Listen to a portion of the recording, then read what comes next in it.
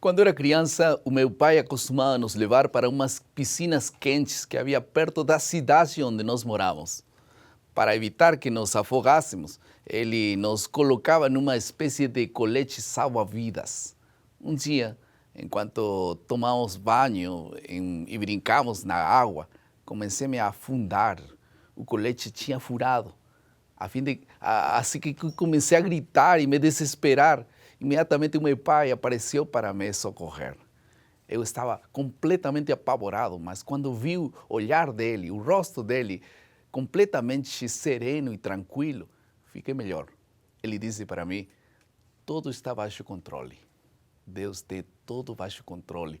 Ainda que pareça que o mundo ainda está à deriva, existe um Deus misericordioso procurando a salvação da humanidade.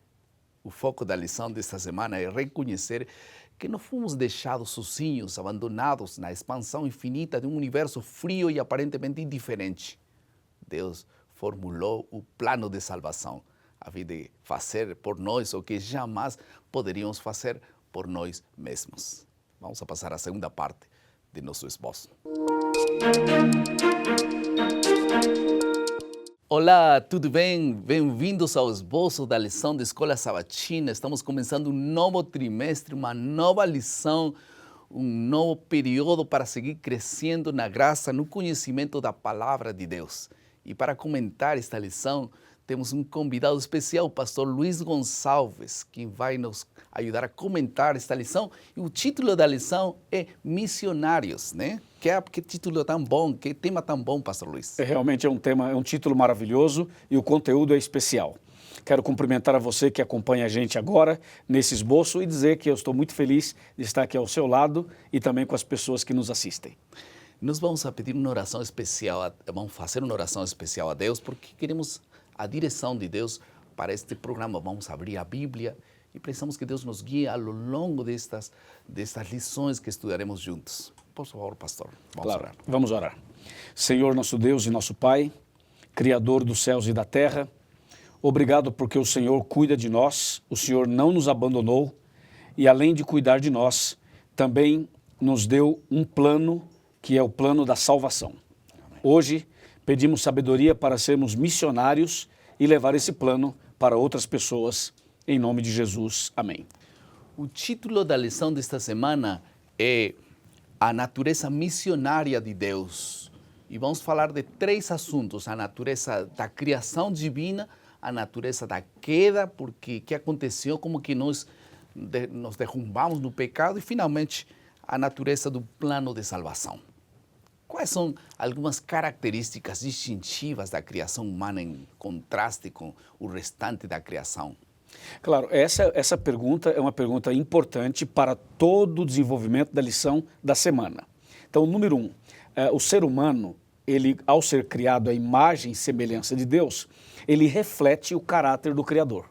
Então, é diferente dos animais e das demais criações de Deus. Número 2, o ser humano, ele tem a capacidade moral, que é algo inerente ao ser humano, que Deus colocou, diferentemente dos demais animais, por exemplo, das demais criações de Deus, no caso dos animais.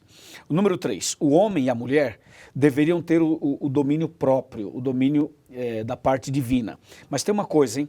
O ser humano foi colocado, pastor Choque, para representar Deus na terra e para governar também todas as coisas que Deus havia criado. Isso é diferente dos animais. Deus falou assim: eu te dou todo o domínio agora, você vai coordenar e administrar a terra, a criação que eu acabei de fazer. E número 4, Deus deu ao homem a liberdade e o livre-arbítrio, ou seja, a capacidade de escolha. Eu acho que esse é o ponto mais impressionante, porque Deus não nos fez como robôs, Deus não nos fez como um computador, Ele não tem um controle remoto na mão para dizer se a gente deve ir para a direita ou para a esquerda. Na verdade, nós somos livres para pensar, para agir, para amar e para obedecer. E esse livre-arbítrio que fala a Bíblia, em que consiste? O que significa livre-arbítrio? A livre escolha? Claro, Deus, quando nos deu o livre-arbítrio, Ele está mostrando que um dos princípios da natureza missionária de Deus, da natureza do próprio Deus, é a liberdade de escolha que o homem tem. Por exemplo, eu posso escolher comer ou não comer, beber ou não beber, ir ou ficar, fazer ou não fazer, Exato. aceitar ou rejeitar. Então isso eu decido. Agora Deus, ele me mostra que se eu decidir de um lado, eu terei consequências. E se eu decidir do outro lado, terei outras consequências. Então eu tenho uma frase aqui interessante que fala assim, que o nosso Deus, onipotente, todo-poderoso, ele não dirige a vontade e as escolhas individuais de maneira unilateral. Ou seja, as pessoas acham muitas vezes que tudo o que acontece é porque Deus fez assim. E determinou assim. Não, nem sempre. Muitas coisas acontecem pela escolha que nós fazemos. As nossas escolhas muitas vezes determinam os acontecimentos do mundo. Agora, Deus muitas vezes permite porque nos deu livre-arbítrio. Para escolher ser guiados. Para escolher ser guiados e até mesmo se o ser humano quiser ser um rebelde, ele pode ser um rebelde, porque é uma escolha dele. Mas Deus mostra as consequências da rebeldia. Agora tem um outro detalhe, porque nós estamos falando de religião, da parte espiritual, mas falando da ética, por exemplo, os indivíduos, os seres humanos, somos considerados moralmente responsáveis por nossos atos. Isso é importante, pastor Edson e amigos que estão nos assistindo. Nós somos responsáveis pelo que a gente faz. Não adianta a gente querer fazer alguma coisa e colocar a culpa em Deus. Porque normalmente as pessoas colocam a culpa em Deus. Não, por exemplo, às vezes o casamento não está bom. Às vezes o casamento está com problemas. E a gente quer colocar a culpa em Deus. Lembre-se que foi você que escolheu casar. Né? Você escolheu a pessoa com quem você iria casar. E falando do ponto de vista da ciência, um pouquinho da ciência, os atos do nosso corpo e também do cérebro não são inteiramente determinados pela lei da causa e do efeito. Porque muitos dizem assim, não, é uma questão da causa e do efeito. Não é simplesmente assim. As leis físicas estão envolvidas em nossos atos. Mas o livre-arbítrio significa que temos escolha com respeito a eles, especialmente quando tratamos dos atos morais. O que eu quero dizer é que Deus atua em nossa vida de acordo com a permissão que nós damos. E a salvação é um resultado de uma ação divina baseado na escolha que eu faço. Se eu quero ou não quero essa salvação. Por isso que talvez Deus colocou no Jardim do Éden a árvore da ciência do bem e do mal, para que o ser humano pudesse escolher ou não escolher. O diabo tinha acusado Deus, não, ele está vivendo bem porque não tem como escolher coisas erradas. Aí então ele colocou a árvore.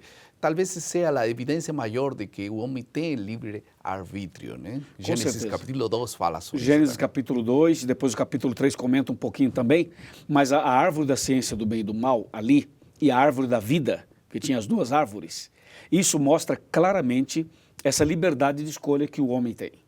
O que chama a nossa atenção, pastor Edson, é que Deus é como um pai. O pai mostra para o filho o caminho bom e diz, olha, existe esse outro caminho que é errado, esse é o caminho certo. E nos mostra quais são as consequências das nossas escolhas. No Jardim do Éden tinha duas árvores, a do bem e do mal e a da vida. E Deus disse, se vocês comerem do fruto da árvore da ciência do bem e do mal, vocês irão morrer. Então Deus mostrou a consequência. E o homem poderia escolher. Infelizmente a escolha foi por comer o fruto proibido. E agora, falando de queda, vamos à segunda parte dessa segunda parte da lição, que tem que ver sobre a natureza da queda. Em que consistiu a queda de Adão e Eva e suas consequências? Como é que aconteceu esse fato? Claro, essa é uma pergunta importante, porque o problema de Adão e Eva não foi somente comer do fruto. Não foi especificamente comer do fruto. Porque o comer do fruto revelou um outro problema. Sim. Mostrou que essa atitude de Adão e Eva estava dizendo que Deus não estava no controle da vida deles. E com isso, Adão e Eva também estavam dizendo que eles poderiam ter todo o controle da situação. E é bom saber que o homem, por mais inteligente que seja, e por mais sábio que seja, e por mais liberdade que tenha, o homem não tem condições de ter o controle de toda a situação. Especialmente quando se trata de desobediência, transgressão e pecado. O homem não tem. Então, a atitude de Adão e Eva mostrou exatamente o seguinte: Deus não tem o governo perfeito. Deus não tem o controle de tudo. Nós podemos fazer isso também. Então, essa foi uma atitude rebelde. E, na verdade, quando Deus disse assim, vocês não podem comer, porque se vocês comerem, certamente vocês morrerão. Então, isso mostra que Adão e Eva, ao darem ouvidos à voz da serpente, eles estavam colocando em dúvida ou em xeque o governo de Deus, a palavra de Deus. A soberania de Deus. A soberania de Deus. Então, aí mostra a queda. Então, veja, o problema, muitas vezes, pastor Edson, não está na bebida alcoólica em si, ou em uma atitude rebelde em si. O problema está no que está por trás daquela atitude. Por trás de um ato pecaminoso, tem algo mais sério, que é a dúvida sobre quem controla os céus e a terra. Nas mãos de quem está a soberania. A pessoa. Não é? A pessoa humana. Claro. Então, aí que está o maior problema. Agora, a Bíblia fala claramente, em Gênesis capítulo 3, verso 17, que no dia em que dela comeres, certamente morrerás. Foi uma advertência que Deus fez, né? E alguns dizem, ele não morreu, não? Adão não morreu. Aquele dia, ele não morreu. Então, Deus se compadeceu dele, retirou sua promessa, a advertência não era tanto assim. O que aconteceu? Não, esse é um assunto muito profundo. Eu vou tentar resumir de duas maneiras. A primeira é o seguinte, quando Adão e Eva pecaram, o diabo estava por ali e o diabo estava observando a atitude de Deus. Se Deus perdoasse Adão e Eva e dissesse assim, não, tudo bem, vocês pecaram, mas eu gosto muito de vocês, vamos esquecer esse assunto. O diabo acusaria Deus e diria o seguinte, você não tem palavra, porque você disse que morreriam e agora eles não morreram. Então você não é digno de confiança.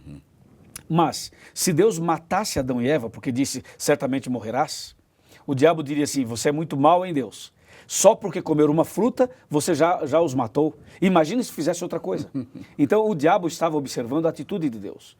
O que o diabo não sabia era que Deus tinha um plano. Exatamente. Isso ele não sabia. E outro detalhe, Deus chegou para Adão e Eva e disse assim, eu amo vocês e eu vou perdoar vocês, porque vocês estão arrependidos. Então eu vou perdoar vocês. Só que a minha palavra não pode cair por terra. Eu perdoo vocês, mas eu vou morrer no lugar de vocês. E aquele dia morreu, né? Morreu Jesus através de um cordeiro. Eles viram pela primeira vez a morte de um cordeiro. E essa é a terceira parte desse esposo que tem que falar sobre a natureza da salvação. Vamos falar agora de boas notícias. Aí está a missão, né, pastor Edson? Aí começa a missão, né? Da lição deste trimestre. Como é que Deus, agora, em que consistiu o plano de salvação? Primeiro ponto, pastor Edson e amigos. A salvação é uma obra divina. Não é o homem que busca a Deus, é Deus quem busca o homem. É uma iniciativa de Deus. É uma iniciativa divina. Por isso, em Gênesis 3:9 diz, onde estás? Esse onde estás é um Deus que inicia uma busca por salvar e resgatar o ser humano. Deus não queria saber onde estava geograficamente. Não, ele já sabia. Ele sabia onde o homem estava. Ele queria saber qual é a tua situação. Qual a tua condição.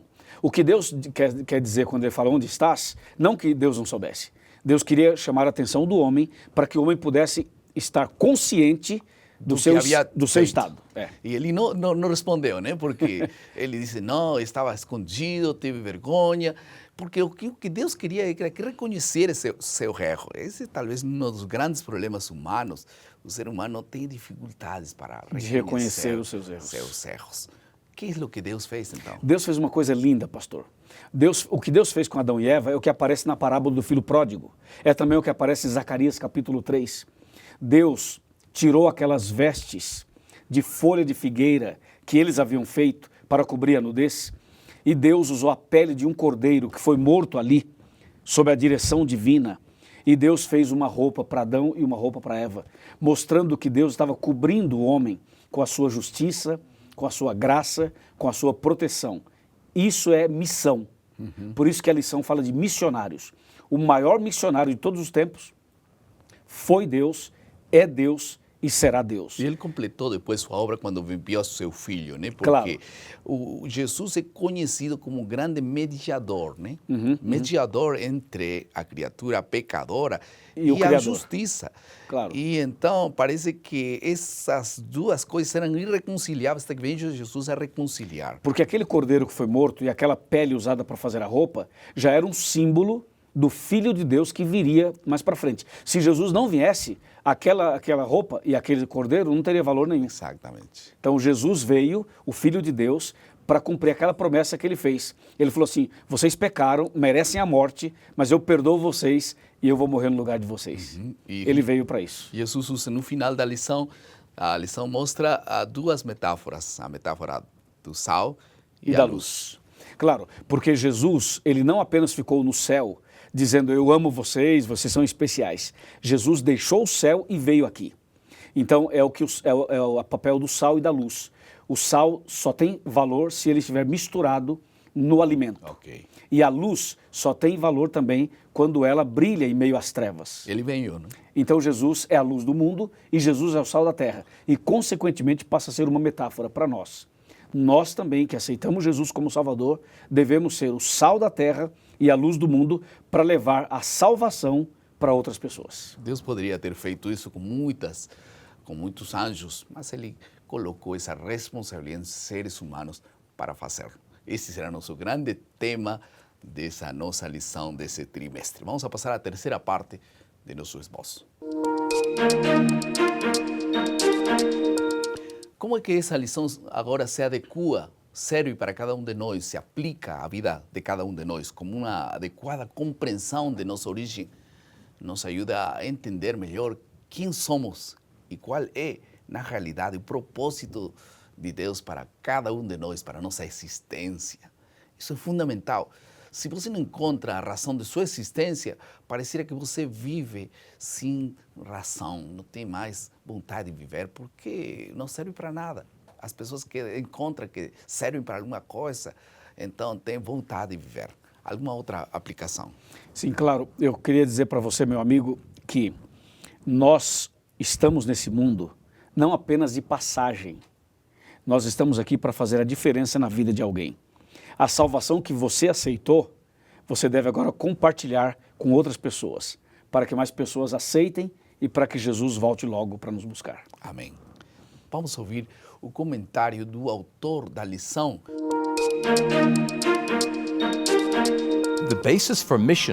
A base para a missão, a essência da missão, é que devemos manter em mente que a missão é de Deus.